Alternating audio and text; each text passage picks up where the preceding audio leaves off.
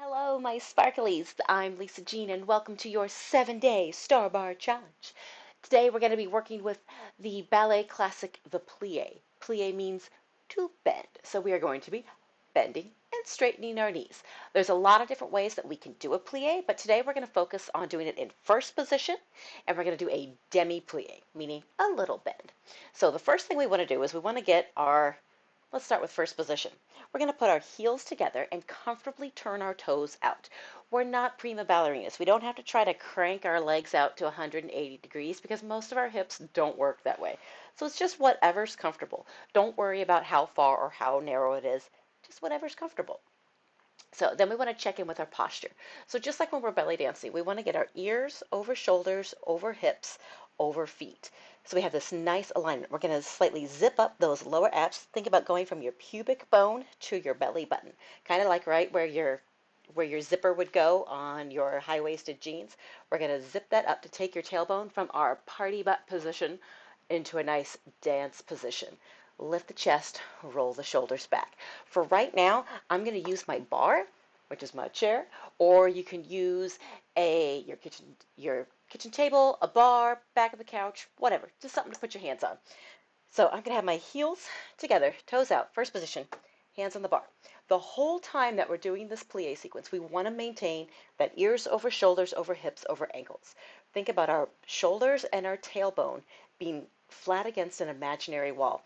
We're going to bend our knees and straighten them. So notice my tailbone stays right underneath me, right? We don't want to do this. Boop!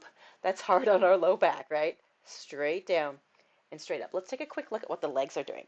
So with my heels together, my legs connect into my hip sockets, and I want to rotate those legs out to the side as I create this nice little diamond window. And then I zip it up, straight down and straight up. Good. Straight down and straight up. Now, let's think about a little bit more of what's going on. As we're zipping in here, when we come down, we don't want our hips to trail behind us, right? So we almost want to think about pressing the hips forward as we press the knees to the back to get that down and up to make sure we don't get into crunch duck butt and up, right? So by pressing the knees back and the hips forward, knees back, hips forward, and then press it up.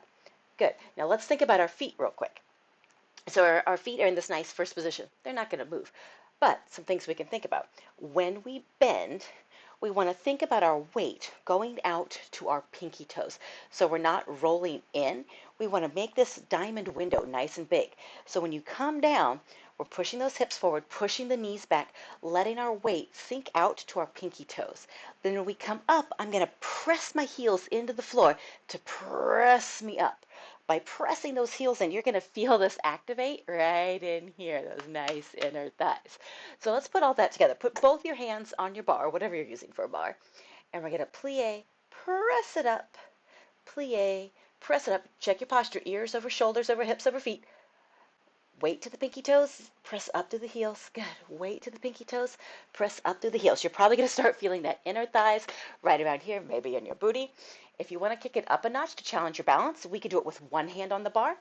In that case, we're going to take this hand maybe just out to the side like this.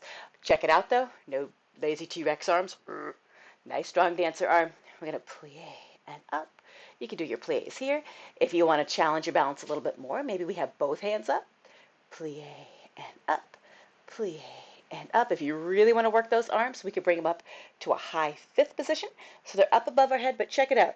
We don't want them to be in line with our hips and our shoulders because otherwise we open our chest up. And we don't necessarily want to do that, right? We want to maintain these ribs being closed and ears over shoulders, over hips, over ankles. So our hands, if you look straight ahead and wiggle your fingers, you should see those fingers in your peripheral vision. So your arms are slightly forward. And we're just going to do the same thing. Plie and up. Plie and up.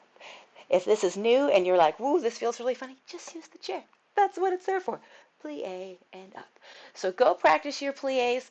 Tag me in your photos and your videos because I want to see it. Have an awesome day.